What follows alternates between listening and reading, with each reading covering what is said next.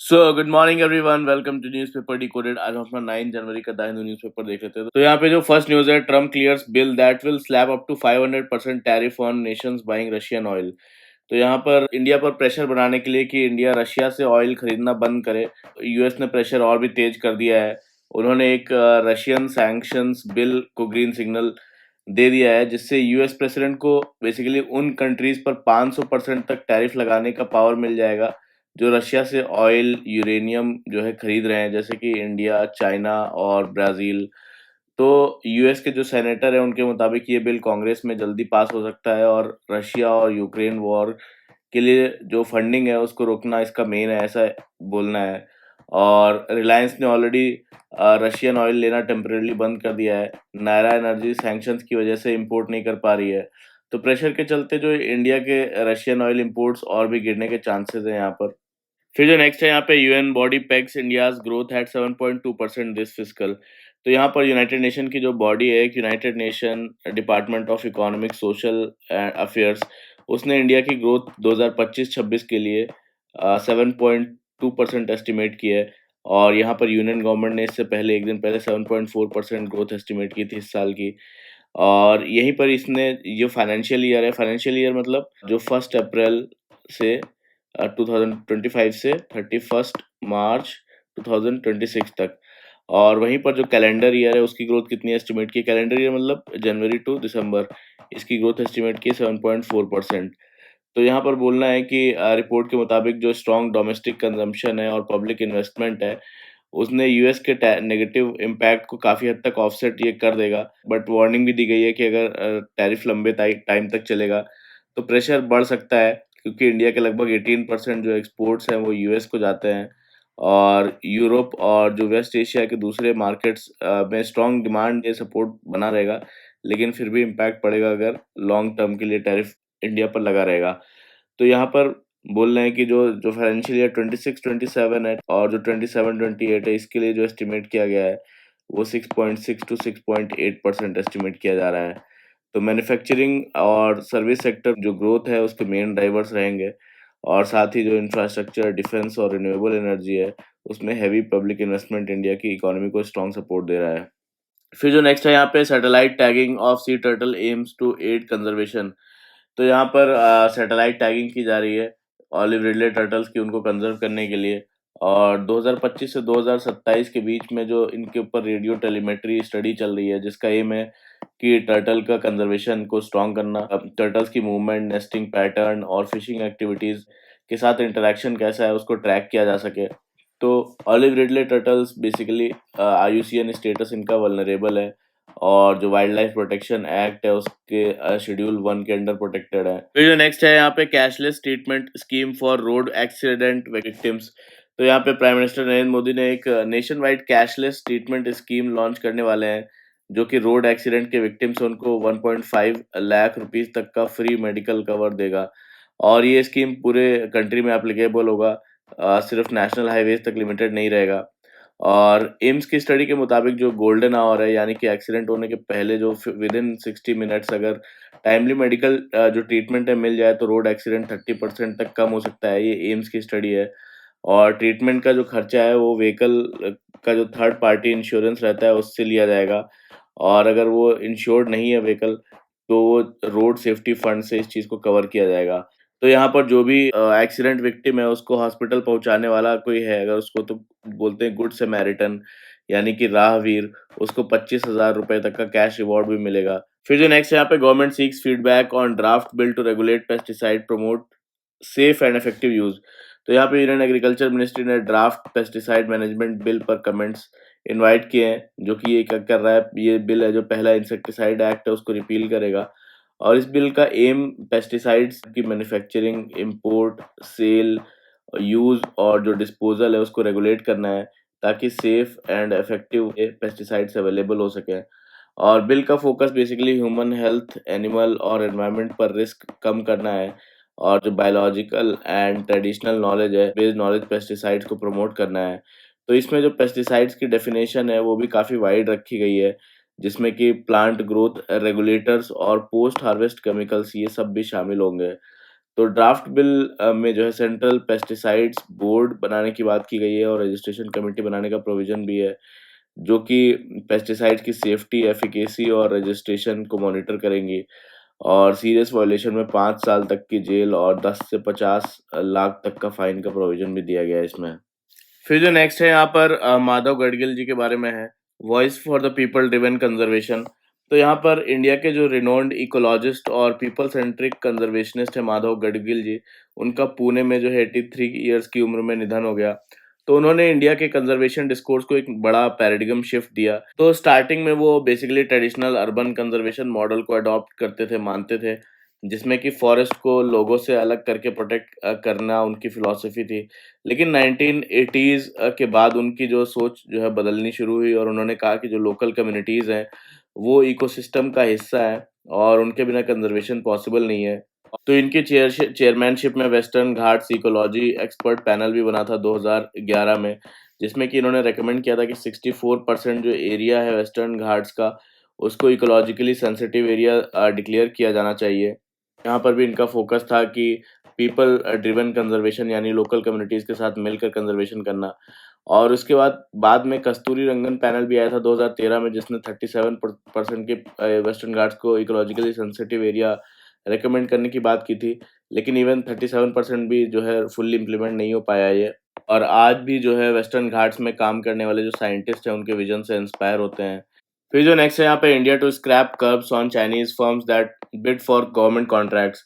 तो यहाँ पर इंडिया ने चाइना की जो कंपनीज हैं उन पे इंडियन कॉन्ट्रैक्ट्स में बिडिंग पर रेस्ट्रिक्शंस लगाई थी 2020 में क्लैशेस के बाद।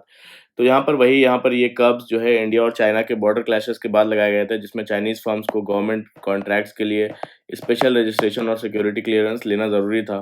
और इन्हीं रेस्ट्रिक्शंस की वजह से जो चाइनीज कंपनीज लगभग 700 से 750 बिलियन डॉलर्स के इंडियन कॉन्ट्रैक्ट से इफेक्टिवली बाहर हो गई थी। तो अब बॉर्डर टेंशन्स कम होने के बाद गवर्नमेंट जो है कमर्शियल जो टाइज़ हैं उसको रिव्यू करना चाहती हैं। तो सोर्सेज़ के मुताबिक जो रजिस्ट्रेशन रिक्वायरमेंट है हटाया जा सकता है, लेकिन रेस्ट्रिक्शंस के चलते प्रोजेक्ट में डिलेज़ और शॉर्टेजेज़ आए, खासकर पावर सेक्टर्स में, जिससे इंडिया के थर्मल कैपेसिटी जो एक्सपेंशन है उसके प्लान्स भी इम्पैक्ट हुए थे। फिर जो नेक्स्ट है यहाँ पर, after Pragati review 3 lakh crore of frozen power projects completed. तो यहाँ पर प्रगति क्या है? प्रगति प्लेटफ़ॉर्म है बेसिकली, इसका जो फुल फॉर्म है proactive governance and timely implementation. ये प्लेटफ़ॉर्म 2015 में लॉन्च हुआ था और जिसका एम था कि जो सेंट्रल और स्टेट गवर्नमेंट के स्टॉल्ड, डिलेड और जो क्रिटिकल प्रोजेक्ट्स हैं, उसको फ़ास्ट ट्रैक किया जाए। तो इसके जो चेयरमैन होते हैं, वो चेयरमैन प्राइम मिनिस्टर होते हैं और यहाँ पर मल्टी लेवल गवर्नेंस प्लेटफ़ॉर्म है ये। और इसमें के प्रोजेक्ट्स हैं जैसे कि इंफ्रा हो गया, पावर, ट्रांसपोर्ट, इरिगेशन, इन सब सेक्टर्स में real time monitoring, central state का कोऑर्डिनेशन और जो टाइम बाउंड एग्जीक्यूशन है वो किया जाता है। तो इम्पोर्टेंस ये है इसका कि ईज़ ऑफ गवर्नेंस में हेल्प करता है, प्रोजेक्ट डिलेज़ कम करता है और जो फेडरल कोऑपरेशन है उसको स्ट्रॉन्ग करता है। फिर जो नेक्स्ट है यहाँ पे, US government unveils plan to control Venezuela's oil sales indefinitely. तो यहाँ पे यूएस की डिपार्टमेंट ऑफ एनर्जी ने अनाउंस किया है कि वो वेनेजुएला का जो क्रूड ऑयल है उसको ग्लोबल मार्केट में बेचना शुरू कर चुका है और इन सेल्स को इनडेफिनेटली वो कंट्रोल करेगा। और ये अनाउंसमेंट डोनाल्ड ट्रंप के उस क्लेम के बाद आई है जिसमें उन्होंने कहा था कि वेनेजुएला से वो 30 से 50 million barrel oil Venezuela US को देगा। तो इस डिपार्टमेंट के मुताबिक जो टॉप कमोडिटी मार्केटर्स और बैंक्स को एंगेज किया गया है और ऑयल सेल्स से आने वाला जो पैसा है यूएस कंट्रोल्ड अकाउंट्स में रखा जाएगा। फिर यूएस गवर्नमेंट के डिस्क्रिप्शन पर जो अमेरिका और वेनेजुएला के लोगों के लिए बेनिफिट के लिए यूज़ होगा। और ट्रम्प ने ये भी कहा कि वेनेजुएला अब ज़्यादातर अमेरिकन प्रोडक्ट्स ही खरीदेगा। फिर जो नेक्स्ट है यहाँ पर, Trump withdraws US from UNFCCC की क्लाइमेट ट्रीटी। तो यहाँ पर डोनाल्ड ट्रंप के डिसीजन पर यूरोपियन यूनियन ने स्ट्रॉन्ग क्रिटिसिज्म किया है, जिसमें यूएस ने basically United nation framework convention on climate change से विड्रॉ करने का फैसला किया है। तो व्हाइट हाउस ने टोटल 66 इंटरनेशनल ऑर्गेनाइजेशंस और ट्रीटीज से एग्जिट अनाउंस किया है, जिसमें कि इंटरनेशनल सोलर अलायंस भी है, जिसमें पहले हमने देखा भी। और जिससे यूएस के इंटरेस्ट के खिलाफ बताया गया है। और यहाँ पर यूरोपियन यूनियन के जो चीफ हैं, उन्होंने कहा कि जो इस ट्रीटी से ये ट्रीटी ग्लोबल क्लाइमेट एक्शन की बैकबोन है, जो कंट्रीज़ को मिलकर क्लाइमेट क्राइसिस से लड़ने का प्लेटफ़ॉर्म देती है। तो उन्होंने कहा कि दुनिया की लार्जेस्ट इकोनॉमी और जो सेकंड लार्जेस्ट एमिटर है, उसका इस ट्रीटी से पीछे हट जाना रिग्रेटेबल और अनफॉर्च्यूनेट है। और यूरोपियन यूनियन ने क्लियर किया है कि वो यूएस के बिना भी दूसरे कंट्रीज़ के साथ इस क्लाइमेट एक्शन उनका ये जारी रहेगा।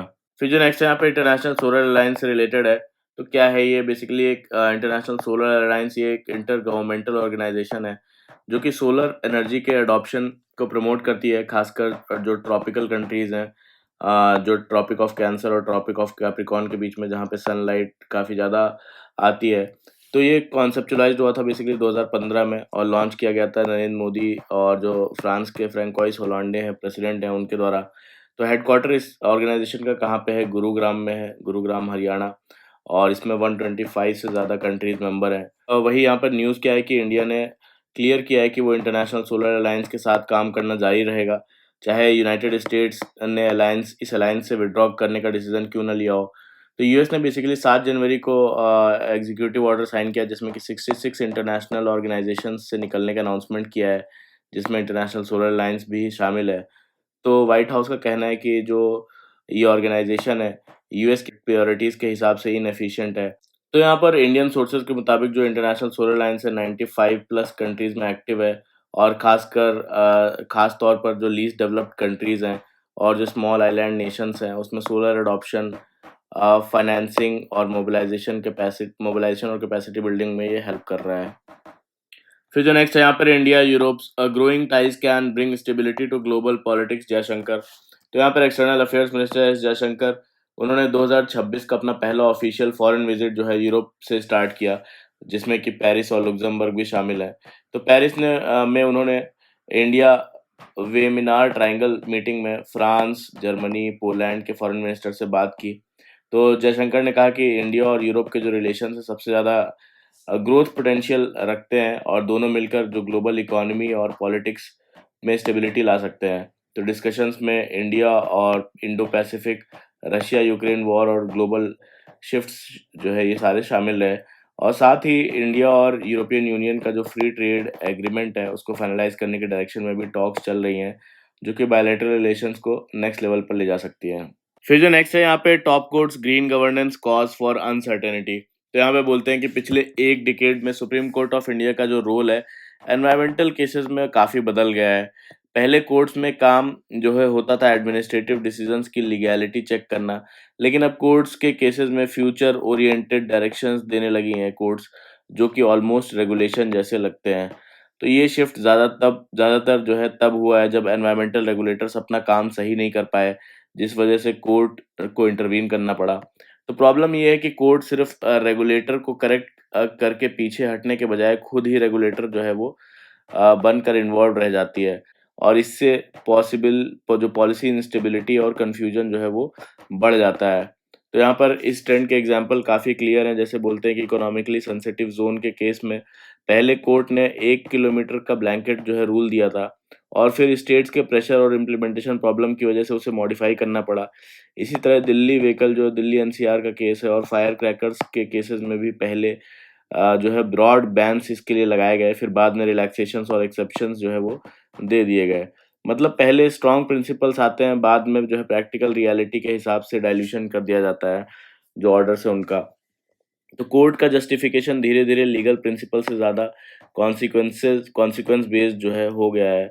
और जैसे एनवायरमेंटल क्लीयरेंस के केस में पहले कोर्ट ने एक्स पोस्ट फैक्टो अप्रूवल को गलत जो है कहा, लेकिन बाद में कमर्शियल डिस्प्यूट डिसरप्शन के डर से स्टैंस थोड़ा सॉफ्ट कर दिया।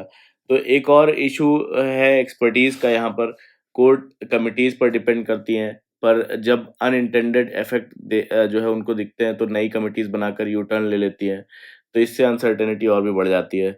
तो सबसे बड़ी प्रॉब्लम तब होती है जब कोर्ट जो है अप्रूवल अथॉरिटी जैसी बिहेव करती हैं। इससे पब्लिक चैलेंज और जो स्टैट्यूटरी रिव्यू है वो वीक हो जाता है और क्योंकि लोग पहले ही कोर्ट के ऑर्डर को फाइनल मान लेते हैं। तो इस आर्टिकल का कंक्लूजन ये बोल सकते हैं कि कोर्ट को स्टेडी और रिस्ट्रेन्ड अप्रोच रखना चाहिए। रेगुलेटर्स को टाइम बाउंड एक्शन लेने के लिए मजबूर करे, खुद रेगुलेटर जो है वो ना बने और इस इससे एनवायरमेंटल प्रोटेक्शन के साथ-साथ जो स्टेबिलिटी, अकाउंटेबिलिटी और डेमोक्रेटिक प्रोसेस है वो भी मेंटेन रहेगा। ऐसा इस पूरे आर्टिकल का बोलना है। फिर जो नेक्स्ट है यहाँ पर central drug standards control organisation उसने क्या किया कि माइनर ड्रग वायलेशन के लिए नए कंपाउंडिंग गाइडलाइंस रिलीज़ किए हैं और ये गाइडलाइंस एक लीगल चेंज को इम्प्लीमेंट करती हैं, जो कि जन विश्वास एक्ट 2023 के थ्रू आया था। पहले क्या होता था कि ड्रग्स एंड कॉस्मेटिक एक्ट जो 1940 के अंडर छोटी या कोई टेक्निकल मिस्टेक पर भी जो है क्रिमिनल प्रोसिक्यूशन वो हो जाता था और अब नए सिस्टम में ऐसे जो माइनर ऑफेंसेस हैं उनको कंपाउंड किया जा सकता है। मतलब कंपनी खुद ऑफेंस रिपोर्ट करे, फाइन भरे और कोर्ट केसेस जो है उससे बच सकती है। तो जन विश्वास जो एक्ट है उसका मेन एम था डिक्रिमिनलाइजेशन और ईज़ ऑफ डूइंग बिज़नेस का। और इसके बाद जो इसका सेक्शन 23 बी है उसका स्कोप ब्रॉडन हुआ, जिसमें कुछ जो नॉन सीरियस ऑफेंसेस हैं जैसे नॉन एडल्टरेटेड ड्रग्स का इम्प्रॉपर स्टॉकिंग करना या फिर टेक्निकल ब्रीच करना, ये कंपाउंडेबल हो गए। और अगर कंपाउंडिंग जो है अलाउ हो जाती है और फाइन पे कर दिया जाता है, तो उस केस में प्रोसिक्यूशन से इम्यूनिटी मिल जाती है। तो यहाँ पर कंपाउंडिंग का मतलब क्या है? कंपाउंडिंग मतलब जो छोटे लीगल ऑफेंस है उनको फाइन के थ्रू सेटल करना, बिना जो है क्रिमिनल प्रोसिक्यूशन फेस किए हुए। तो यहाँ पर बोलते हैं कि पॉजिटिव ये है कि इसमें अननेसेसरी क्रिमिनलाइजेशन कम होगा और रेगुलेटर्स जो है सीरियस वायलेशंस जैसे स्प्यूरियस और डेंजरस ड्रग्स पर फोकस कर पाएँगे। लेकिन रिस्क भी है, अगर ये सिस्टम पे एंड पास बन गया या फिर फाइन्स बहुत लो हुए तो कंप्लायंस भी यहाँ पर काफ़ी वीक हो जाएगी। और सबसे बड़ा कंसर्न है ट्रांसपेरेंसी का। और अगर जो है central drug standards control organisation का कंपाउंडिंग ऑर्डर्स जो है पब्लिक नहीं करता, तो लोगों का ट्रस्ट भी कम हो सकता है और रिपीटेड ऑफेंडर्स वो छुप सकते हैं। तो एक्सपर्ट्स कहते हैं कि जो कंपाउंडिंग के साथ जो करेक्टिव एक्शन है या फिर फॉलो अप इंटरैक्शंस हैं और प्रोडक्ट रिकॉल्स और पब्लिक अलर्ट्स ये भी होने चाहिए। तभी ये रिफॉर्म लॉन्ग टर्म में पब्लिक हेल्थ रिस्क को कम कर पाएगा, सिर्फ पेपर वर्क क्लियर करने का टूल नहीं बनेगा। फिर जो नेक्स्ट है यहाँ पे is the 10 minute delivery model necessary. तो यहाँ पर बोलते हैं कि 31 दिसंबर को 1 लाख से ज़्यादा गिग और प्लेटफ़ॉर्म वर्कर्स ने स्ट्राइक किया। तो उनकी मेन डिमांड थी कि जो 10 से 20 मिनट का डिलीवरी मॉडल है उसको विथड्रॉ किया जाए, क्योंकि ये वर्कर्स की सेफ्टी और डिग्निटी को रिस्क में डाल देता है। यूनियंस ने बेसिकली लेबर मिनिस्टर को मेमोरेंडम दिया। गवर्नमेंट का कहना है कि जो 4 लेबर कोड्स हैं वो गिग वर्कर्स के इश्यूज को सॉल्व का सॉल्यूशन नहीं है, खासकर सोशल सिक्योरिटी को लेके। और 10 से 20 मिनट का जो डिलीवरी का मॉडल है, इस कंज्यूमर की रियल नीड नहीं है, बल्कि कंपनीज के बीच के कंपटीशन का रिजल्ट है। और स्पीड जो है टेक्नोलॉजी से नहीं, बल्कि वर्कर्स पर प्रेशर डालकर निकाली जा रही है। अनस्टेबल पे, चैलेंजिंग रूल्स, आईडी ब्लॉक करना, ये कांस्टेंट फियर है जो कंपनीज के द्वारा इनको दिया जाता है। और टेक्नोलॉजी और मार्केटिंग कॉस्ट जो है फिक्स माने जाते हैं यहाँ पर। तो यहाँ पर दूसरे हैं जो कमाल करंत, उनका व्यू क्या है कि क्विक जो कॉमर्स है अब नेसेसिटी बन चुका है। सेक्टर रैपिडली ग्रो कर रहा है और लोअर जो स्किल वर्कर्स के लिए जॉब क्रिएट कर रहा है। तो वर्कर्स क्या बोल रहे हैं यहाँ पर, क्या डिबेट है कि वर्कर्स बोल रहे हैं प्रेडिक्टेबल इनकम हो कम से कम, फेयर पे मिले और डिलीवरी के हिसाब से सही रेट मिले, एक्सीडेंट का जो है इंश्योरेंस मिले, अगर एक्सीडेंट हो तो ट्रीटमेंट का खर्चा कवर हो, जो आईडी ब्लॉक कर देते हैं जो उससे पहले ड्यू प्रोसेस हो, मतलब बिना बताए बिना रीज़न दिए जो है सीधा आईडी ब्लॉक ना करें, उसके लिए एल्गोरिदम की ट्रांसपेरेंसी हो, ऐप पर एल्गोरिदम कैसे काम देता है, कैसे पे डिसाइड होता है, रेटिंग कैसे गिरती है, ये सब क्लियर हो। और क्रिटिक्स क्या कह रहे हैं? क्रिटिक्स कह रहे हैं कि अगर गिग वर्कर्स को फुल टाइम जॉब जैसे strict rules, minimum wage, fix hours और हैवी ऑब्लिगेशंस में डाल दिया तो कंपनीज के लिए कॉस्ट जो है वो बहुत बढ़ जाएगा। रिज़ल्ट ये होगा कि जो गिग मॉडल है वही कोलैप्स हो सकता है। मतलब ना फ्लेक्सिबिलिटी रहेगी और ना इतनी जॉब्स रहेंगी। तो वर्कर्स बेसिकली सिक्योरिटी और फेयरनेस चाहते हैं और क्रिटिक्स जो हैं वो फ्लेक्सिबिलिटी और बिज़नेस सर्वाइवल की बात कर रहे हैं। फिर जो नेक्स्ट है यहाँ पे ISRO and the next big challenge. तो यहाँ पे बोलते हैं कि इसरो ने पिछले 10 सालों में अपने लिमिटेड बजट और साइज़ के बावजूद जो है एक्सेप्शनल परफॉर्मेंस दी है। और यहाँ पर बोलते हैं कि जो पीएसएलवी है, उसने रिलायबल एक्सेस टू स्पेस को रूटीन बना दिया है। और मेजर माइलस्टोन्स में चंद्रयान 3 का जो सक्सेसफुल सॉफ्ट लैंडिंग है मून पे, आदित्य L1 का जो सन को स्टडी करना है, और जो निसार सैटेलाइट है यूएस और इंडिया का, नासा और इसरो का कोलैबोरेशन क्लाइमेट मॉनिटरिंग और डिजास्टर मॉनिटरिंग के लिए। तो यहाँ पर ये अचीवमेंट्स इंडिया को एडवांस्ड स्पेस नेशन के ग्रुप में ला दिया है। तो यहाँ पर बोलते हैं कि सक्सेस के साथ-साथ एक्सपेक्टेशन भी काफ़ी बढ़ गई हैं। कंसिस्टेंट सक्सेस का मतलब है कि फ्यूचर एक्सपेक्टेशंस और भी बढ़ जाती हैं। और अब सिर्फ फ्लॉलेस लॉन्च काफ़ी नहीं है, इसरो की जो स्पीड है, स्केल और कॉम्प्लेक्सिटी तीनों जो है इस चीज़ के लिए अब माँग रही है। और आज इसरो एक साथ गगनयान, चंद्रयान 4 और सैटेलाइट रिप्लेनिशमेंट हो, चाहे नेक्स्ट जनरेशन लॉन्च व्हीकल हो, इन जैसे मिशंस पर जो है काम कर रहा है। और जो थर्ड चैलेंज है कि जो एग्ज़ीक्यूशन कैपेसिटी और जो बॉटलनेक्स हैं, तो उसमें क्या है कि इसरो का सबसे बड़ा चैलेंज है बेसिकली प्रायोरिटाइज़ेशन और कैपेसिटी का। तो यहाँ पर 2025 में बोलते हैं कि सिर्फ 5 लॉन्चेज़ हुए और टारगेट था यहाँ पर 8 लॉन्च का। तो यहाँ पर बोलते हैं कि लिमिटेड टेस्ट स्टैंड्स हैं, इंटीग्रेशन फैसिलिटीज़ और सप्लाई चेन की कमी है। तो प्राइवेट लॉन्च जो कंपनीज़ हैं अभी भी इसरो के इंफ्रास्ट्रक्चर पर डिपेंड करती हैं, उनका खुद का कोई इंफ्रास्ट्रक्चर नहीं है। इसका मतलब है कि अगर एक मिशन डिले होता है, तो बाकी मिशंस पर जो है कैस्केडिंग इफ़ेक्ट जो है पड़ता है। और सॉल्यूशन के लिए इसरो को चाहिए कि ज़्यादा से ज़्यादा वो इंटीग्रेशन कैपेसिटी हो उसके पास, स्ट्रॉन्ग इंडस्ट्रियल सप्लाई चेन्स हो और क्लियर इंटरनल रूल्स कि कौन से मिशन में डिले एक्सेप्टेबल है या नहीं है। तो यहाँ पर बोलते हैं कि गोल ये होना चाहिए कि जो इसरो है उसको तीनों चीज़ें एक साथ वो ना बने, यानी कि डिज़ाइनर, इंटीग्रेटर और बॉटलनेक। तो यहाँ पे और चैलेंज क्या है कि गवर्नेंस और स्पेस लॉ का चैलेंज है, यानी कि 2020 के बाद जो स्पेस सेक्टर है लिबरलाइज़ हुआ, जिसने बेसिकली इन स्पेस और एनएसआईएल जो है बनाए गए। पेपर पर रूल्स क्लियर हैं, लेकिन इंडिया के पास अभी तक इसमें कॉम्पिटिटिव नेशनल स्पेस लॉ नहीं है। इसी वजह से जो ऑथराइज़ेशन है, लायबिलिटी है, इंश्योरेंस है, डिस्प्यूट रेज़ोल्यूशन अनक्लियर रह जाते हैं और इसरो को डिफ़ॉल्ट रेगुलेटर जो है इस चीज़ के लिए बना दिया जाता है। तो यहाँ पर बोलते हैं कि एक स्ट्रॉन्ग स्पेस लॉ होना चाहिए हमारे पास, जिसमें कि स्टार्टअप्स को क्लैरिटी हो और जो इसरो है उसको रूटीन रेगुलेटर के कामों से फ्री किया जाए और जो पॉलिटिकल चेंजेस के बाद भी स्टेबिलिटी एंश्योर करेगा। तो यहाँ पर और दूसरा चैलेंज बोलते हैं यहाँ पर कॉम्पिटिटिवनेस एंड इकोसिस्टम का। ग्लोबल जो स्पेस इंडस्ट्री है, फ्रीक्वेंट लॉन्च, रीयूजेबिलिटी और रैपिड मैन्युफैक्चरिंग की तरफ बढ़ रही है। तो यहाँ पर जो नेक्स्ट जनरेशन लॉन्च व्हीकल है उसका फोकस हाई पेलोड और रीयूजेबल स्टेजेस पर इसी रियलिटी को एक्सेप्ट जो है करता है। लेकिन इसके लिए क्या चाहिए? इसके लिए एडवांस मैन्युफैक्चरिंग चाहिए, स्किल्ड मैन पावर चाहिए और हैवी कैपिटल इन्वेस्टमेंट होना चाहिए। तो 2024 में स्पेस इन्वेस्टमेंट जो है वो गिरा है, इसके रिस्पॉन्स में in space technology adoption fund launch हुआ। तो यहाँ पर बोलते हैं कि इसरो का जो नेक्स्ट फेज़ है वो इंडस्ट्रियल अचीवमेंट से ज़्यादा इंस्टीट्यूशनल कैपेसिटी, क्लियर गवर्नेंस और स्ट्रॉन्ग इंडस्ट्रियल इकोसिस्टम पर डिपेंड करेगा। और इंजीनियरिंग, लॉ, मैन्युफैक्चरिंग और जो फाइनेंस है सबको एक साथ मैच्योर होना होगा इसके लिए। फिर जो नेक्स्ट है यहाँ पे GSDP share as a criteria for central state transfers. तो यहाँ पे बोलते हैं कि इंडिया में सेंट्रल गवर्नमेंट अपना ग्रॉस टैक्स रेवेन्यू का हिस्सा जो इंडियन स्टेट्स है उनको फाइनेंस कमीशन की रिकमेंडेशंस के बेसिस पर देता है। और अब तक 15 फाइनेंस कमीशन की रिकमेंडेशन इम्प्लीमेंट हो चुकी है और जबकि 16 जो फाइनेंस कमीशन है उसकी रिपोर्ट अभी पार्लियामेंट में टेबल नहीं हुई है। तो यहाँ पर बोलते हैं कि टैक्स डेवोल्यूशन के अलावा स्टेट्स को ग्रांट्स इन एड और सेंट्रली स्पॉन्सर्ड स्कीम्स के थ्रू भी फंड्स मिलते हैं।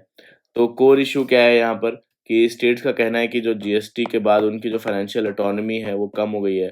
साथ ही जो जीएसटी के रेट कट्स हैं उनसे उनका रेवेन्यू लॉस हो रहा है और जो सेंट्रली स्पॉन्सर्ड स्कीम सेंटर का डोमिनेंस वो बढ़ रहा है, यानी कि स्टेट्स को फ्लेक्सिबिलिटी इन स्कीम्स में कम मिल रही है।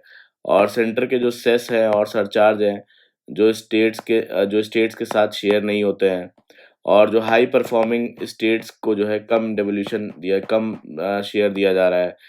इन जैसे इश्यूज जो है वो बोलते हैं कि बढ़ते जा रहे हैं और ज़्यादातर फाइनेंस कमीशन ने इक्विटी यानी जो है बराबरी, कोएफिशिएंसी और जो परफॉर्मेंस पर प्रायोरिटी दी है। तो यहाँ पे tax contribution versus tax collection का कन्फ्यूजन है। यहाँ पर बोलते हैं कि महाराष्ट्र, कर्नाटका और तमिलनाडु जैसे स्टेट्स ने आर्ग्यू किया है कि वो कर रहे हैं कि वो ज़्यादा टैक्स कंट्रीब्यूट करते हैं पर उन्हें कम शेयर मिलता है। और लेकिन प्रॉब्लम ये है कि जो direct tax collection location based होता है और ना कि एक्चुअल प्रोडक्शन या इनकम जनरेशन पर के बेसिस पर। इसीलिए जो पैन बेस्ड डेटा मिसलीडिंग हो सकता है इसमें बोला जा रहा है। तो यहाँ पर बोलते हैं कि जो जीएसडीपी है, gross state domestic product versus अगर डायरेक्ट टैक्स कलेक्शन की बात करें तो इसमें कोरिलेशन 0.75 तक का है। मतलब कि स्टेट की इकोनॉमी जो है जितनी बड़ी होती है जीएसडीपी, उतना ही डायरेक्ट टैक्स कलेक्शन भी उतना ही ज़्यादा होता है।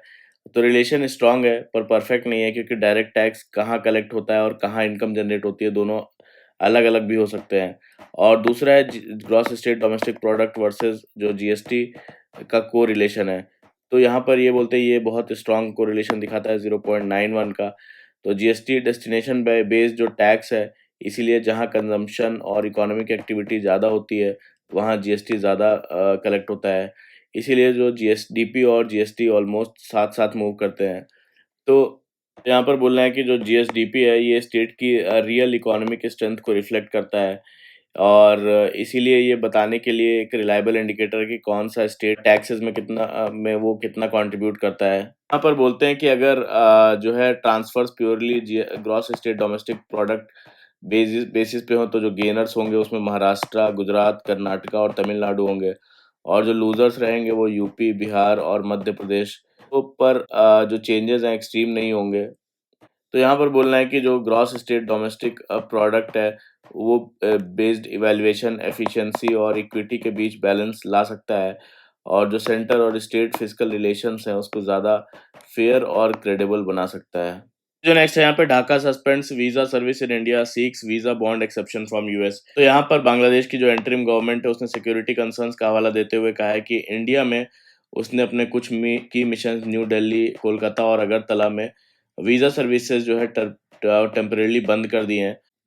हालांकि जो बिजनेस और वर्क वीज़ा है वो पूरी तरह रोका नहीं गया है, और ये मूव इंडिया के जो अर्लियर डिसीजंस के बाद आया है, जिसमें कि अगस्त 2024 के बाद बांग्लादेशी नेशनल्स उनके वीज़ा रेस्ट्रिक्ट किए गए, और दोनों देशों के relations basically Sheikh Hasina government के ऑस्टर के बाद से टेंस चल रहे हैं, जिसमें शेख हसीना यहाँ पर इंडिया में उन्होंने रेफ्यूज लिया हुआ है। तो ये था पूरा आज का हमारा द हिंदू का न्यूज़ डिस्कशन। कैसा लगा बताइएगा, लाइक कर लीजिएगा मेरा वीडियो, और कमेंट करके बताइएगा कैसा लगा, सब्सक्राइब भी कर लीजिएगा मेरा चैनल, और शेयर भी करिएगा अपने फ्रेंड्स के साथ। Thank you very much for the discussion.